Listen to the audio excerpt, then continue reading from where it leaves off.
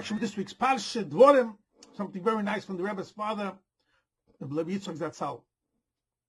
The beginning of the Parsha, Moshe Rabbeinu reprimands the Jewish people from the previous sins that happened, mistakes. And one of them is Dubov, what happened with the golden calf, which happened on Yud Zayin Tammuz, Shivos Tammuz. That's why we have the fast. And later on in the Parsha, Moshe Rabbeinu tells them the story, the mistake that happened with the spies, and the Yidden cried. That night was Tisha B'Av, like the Gemara says in Masechta Tanis, and from that came out the fast of Tisha B'Av. The Mishnah in the end of Masechta Tanis says 5 things happened on Shivos Tammuz, and 5 calamities happened on Tisha B'Av. And the Mishnah spells out exactly what they were. Shivos Tammuz, the luchos broke. That was the main tragedy, calamity. And also it says on Shivos Tammuz, a ruler from the Greeks, Apustomus, his name was, he burnt in public the Sefer Torah. Explains Rabbi Yitzchok a few questions. Why was it 5 things that happened on Shivos Tammuz, 5 things on Tisha B'Av? We see there's a connection into the number 5. Also, why was it Apustomus that burnt the Torah? And since there were 5 things that happened on Shivos Tammuz, 5 things happened on Tisha B'Av, well, we see that the real fast and the emphasis is on the harsher and the more deeper tragedy happened on Tisha B'Av, the destruction of the Beis Hamikdash. That's strong in a sense than what happened on Shivos Tammuz. Explains the Rabbi Yitzchok something very nice. And he says, a Yid's relationship to Hashem is in 2 ways. In Hasidic philosophy, it's called Yichud Ruchni and Yichud Gufni or Yichud Gashmi. There's a spiritual connection, and there's also when it comes out in a physical connection. And that's the difference between Shivos Tammuz and Tisha B'Av. Shivos Tammuz symbolizes the Torah. A Jew has seichel, the Eibishter gave him a moyach, brains. We are the receiver, we receive from the Eibishter his Torah, and the Eibishter enlightens us and reveals to us his light, his oil, and we receive the knowledge of the Torah. And then there's also how the Eibishter unites with the world on more on a physical level, and that was the Beis Hamikdash. In the Chassidus it explains that this corresponds to the 4 letters of Hashem's name. If you look at the 4 letters of Hashem's name, you have Yud K and Vov K, twice Hey, twice 5. Yud K symbolizes the Eibishter, the Yud, that gives energy, that reveals to the Hey, to the person, to our Seichel, Bina. Bina goes on the letter Hey, like it says of Chassidus. Just like if a husband and a wife, same goes to the Eibishter and the Yid, the Yud and the Hey, Ish Isha.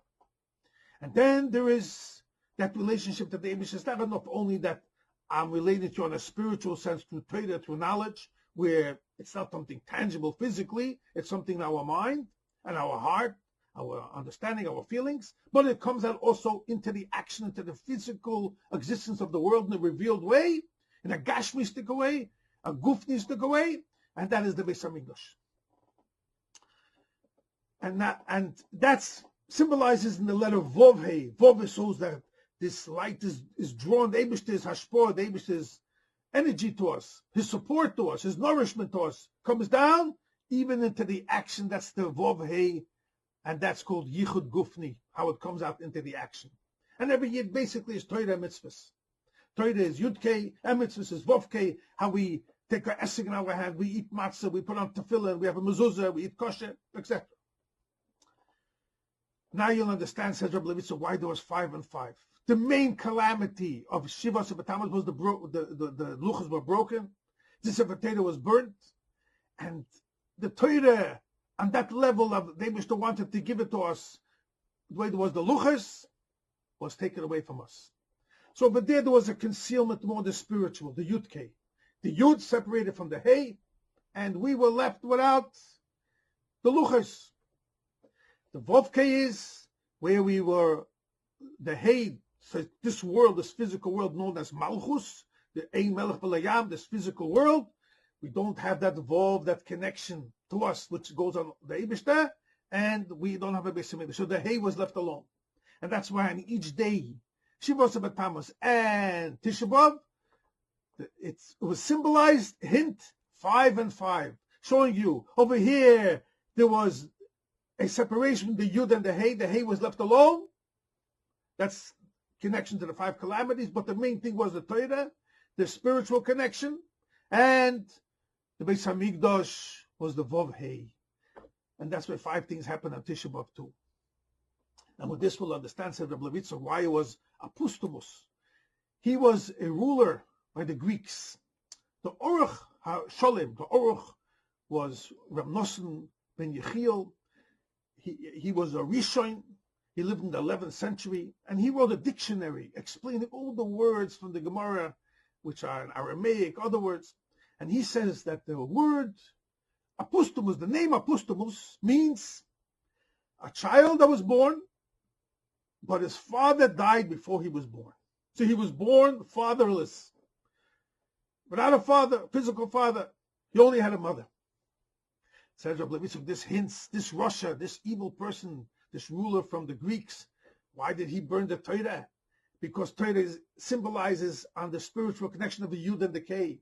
Yud is like the father, Hey is like the mother. Over here, his personality, he was such a Russia that he was born in such a way, he had no father, but only a mother, and he brought that to the Jewish people also. He wanted us that we should have separate between our father, the Eibishter, with us who are the receiver compared to the mother. And now it says Rabbi Yitzchok something very, very special. He says, we know that Hashem says there's 2 connections, a Yichud Ruchni, a unity and a spiritual level to Torah, and then there's a physical one, the Vovke, through the Beis Hamikdash. In the times of exile, Hashem said, I'm not going to take away from you the Torah completely. Even in the time of exile, that spiritual connection, the Yud K, will always be there in a certain level. And a person has to work very hard to attain a strong level of connection to the Eibishter, but it's there, you can have it. But the Vov K, that was the real concealment during the times of exile. There won't be any physical, revealed godliness in the world where it wasn't the time of the Beis Hamikdash. You came there, you saw the miracles openly, the flesh eye could see it. How the Eibishter is benigla kredavaya, there was godliness in Jerusalem on the Temple Mount in the Beis Hamikdash.